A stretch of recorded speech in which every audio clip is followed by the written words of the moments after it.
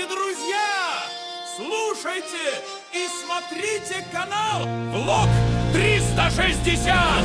Ухилян бежал в Европу, поднял пыль до облаков, от повестки мчался быстро. Дамы и господа, честной люд, всем салют. Рад вас приветствовать на канале Влог 360. Меня зовут Сергей, я являюсь автором не только этого канала. Этих обоих вы видите справа от себя два QR-кода. Это мой музыкальный и влоговый канал. Добро пожаловать. Также QR-код, который вы видите сейчас, это телеграм-канал. Добро пожаловать адекватным людям. Канал маленький, но удаленький. Обсуждаются различные темы. Ну что, по названию догадались, о чем пойдет речь?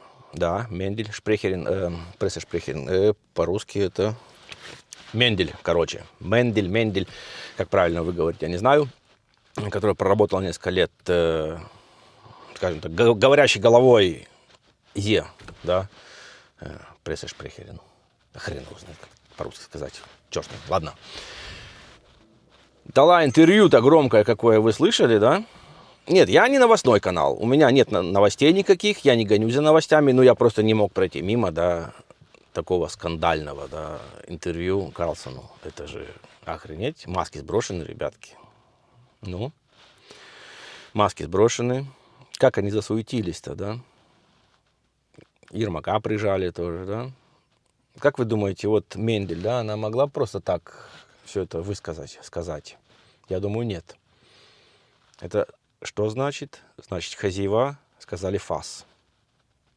Ну, скоро узнаем, чем это все закончилось. Хозяева сказали фас и, значит, сливают все полностью. Ну и хорошо. Давайте я вам включу сейчас. Я сделал небольшую нарезочку. Где-то будет КАИ-перевод, ИИ-перевод, где-то нормальный перевод. Я набрал несколько роликов. Да, наш ролик получится немножко длинней. Я выбрал самые такие моменты интересные, да, где конкретно бомбит она его, да. Всю правду рассказывает. Всю как и что отношение к своим же согражданам, людям, стране, и как это все разворовывалось. И также я в конце еще поставлю и на немецком ролике, так как на немецком уже даже в нормальном телевидении не только блогеры, но и ТВ показывает это все. В общем, маски сброшены, а мы смотрим. Я считаю, что сегодня Зеленский является главным препятствием на пути к миру. Поэтому я хотела рассказать людям, кто он такой. Кто он такой? Прежде всего, он не тот человек, которого вы видите на экране. Он совсем другой. Он постоянно меняет маски. Он эмоционально нестабилен. Он не контролирует свои эмоции. Он часто впадает в истерику и считает каждого человека расходным материалом. У него нет той эмпатии, которую он демонстрирует. Он безумно талантливый актер. И это принесло нам большую поддержку в 2022 году. Но его игра лишена всякого содержания. И все, что он говорит, настолько оторвано от реальности. А большая часть того, что он говорит, это либо манипуляция, либо факты, вырванные из контекста, либо чистая ложь. И миллионы людей до сих пор верят, что поддерживать Зеленского значит поддерживать Украину. Но сегодня все иначе. Да, мир меняется. Правда и только правда. Мы же за правду. Смотрим следующий ролик. Досмотрите до конца. Очень интересная нарезочка будет. Я считаю, что он стоит за многими схемами отмывания денег. И одна из историй заключается в том, что у меня есть друг, кто был в шорт-лист на должность министерства социальной политики во время легкого вторжения. Ему позвонили, и он сказал, что он один из 5 кандидатов. И он будет брать интервью у Зеленского и мистера Ермака. Тогда начальник штаба президента Зеленского. Ему сказали, что во время интервью. Ему нужно будет придумать схемы отмывания денег, чтобы они финансировались Министерством социальной политики. А Министерство социальной политики — это министерство, которое отвечает за пенсии. Так что, когда мы говорим об этих бедных пенсионерах, ты знаешь, и зная тот факт, что сам Зеленский утверждает схемы отмывания денег, я имею в виду, он виновен. Я хочу, чтобы ваша аудитория отреагировала на это. Аудитория, как вы отреагируете на это, на такую правду? Все-таки, я думаю, неспроста. Это все неспроста, да, все это замутили. Слив такой, да? Ну, давайте еще послушаем. Я много раз слышал об этом с передовой. Когда человека убивают, привозят тело, и у него пуля в голове. А государственные чиновники, местные чиновники просто не хотят записывать его как погибшего на передовой. Поэтому, например, говорят, что он умер от сердечного приступа. Вот я про это и говорил, отношение к своим согражданам. Да, это война, и я думаю, так было в каждой войне. Просто думаю, мы никогда не узнаем настоящего числа, но там так много людей, которые страдают. Да, кстати, число, мне кажется, да, это вряд ли кто узнает, сколько погибло, без вести пропало. Но это еще не все, смотрим дальше. Теперь он говорит, что 90% украинцев не простят ему, если он отдаст Донбасс. Откуда он взял эти цифры? Таких цифр не существует. На самом деле таких цифр нет. Я разговаривал с людьми, которые представляли Украину на переговорах в Стамбуле в 2022 году. Да, это были знаменитые переговоры, на которых они были очень близки к соглашению. О, они почти договорились, да. И я объясняла детали, на которые они согласились. На все. И что еще важнее, они сказали, что Зеленский лично согласился отдать Донбасс. Я был в шоке. В тот момент это была шокирующая новость. Я спросил, правда? Он действительно согласился. И ребята ответили, конечно, согласился. Он согласен на это, потому что он положит конец ужасам войны. Он согласился отдать территорию, потому что это означало бы, что война окончена. И теперь он стоит перед миллионами зрителей и говорит, я не могу отдать Донбасс. Видите ли, он непоследователен. Он все время меняет свою позицию. Он собирался продолжить.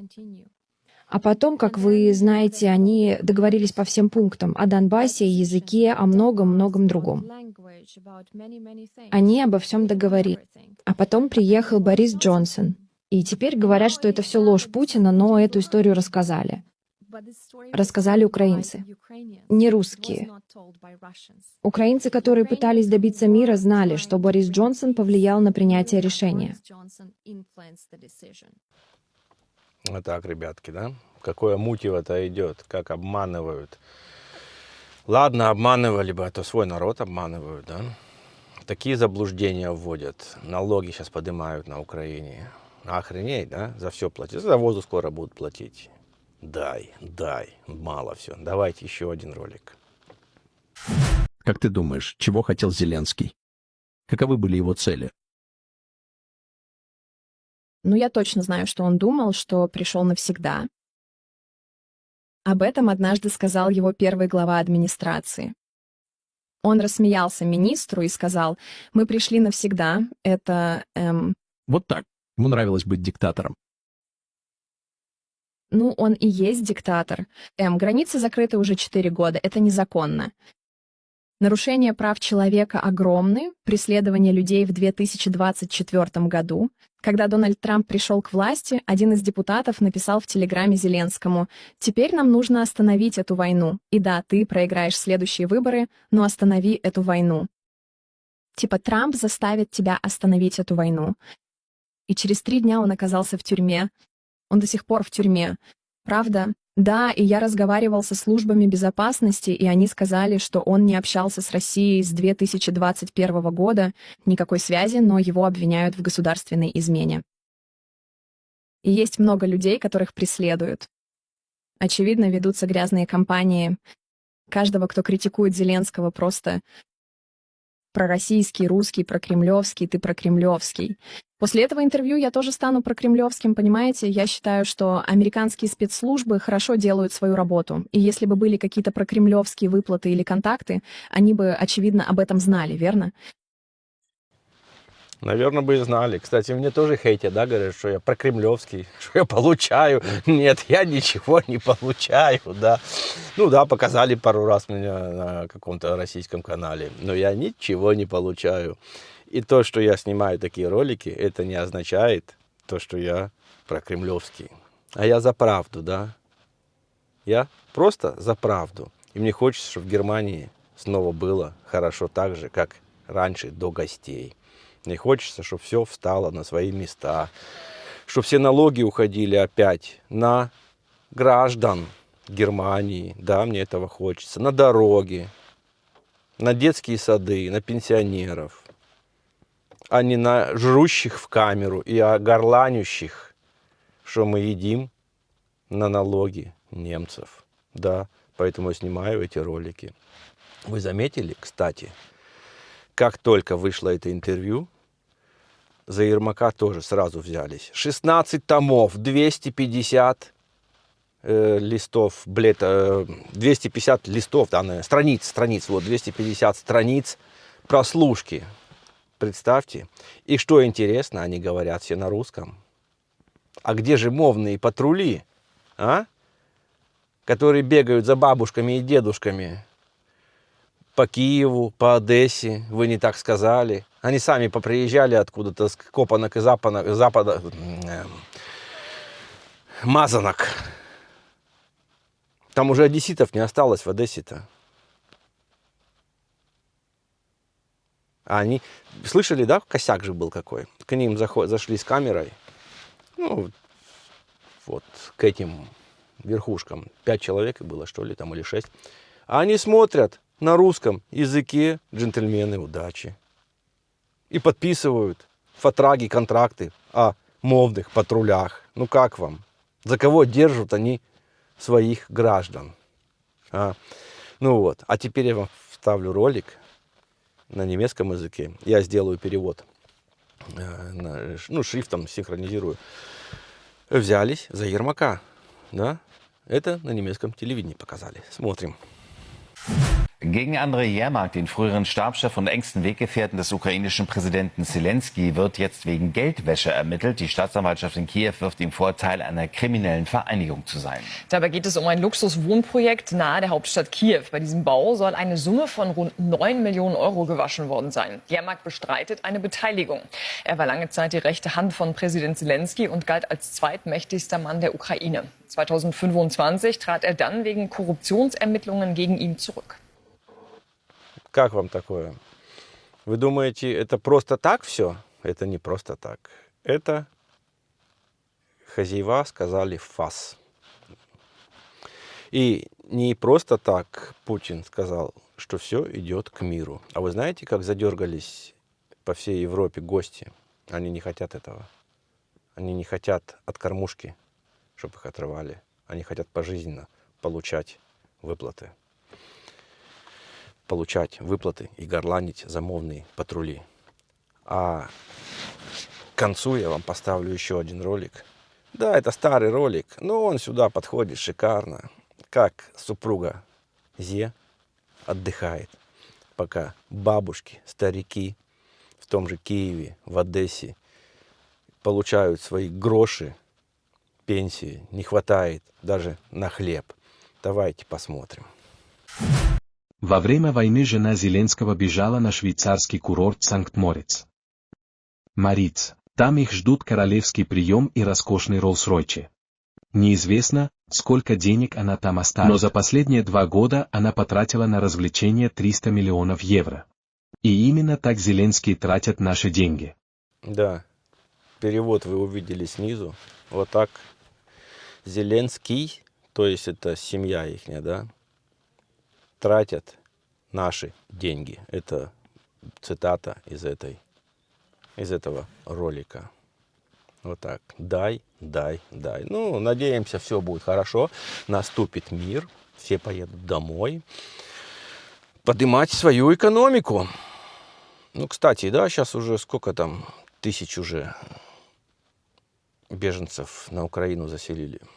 Все идет по плану, ребят. Все хорошо. Все хорошо.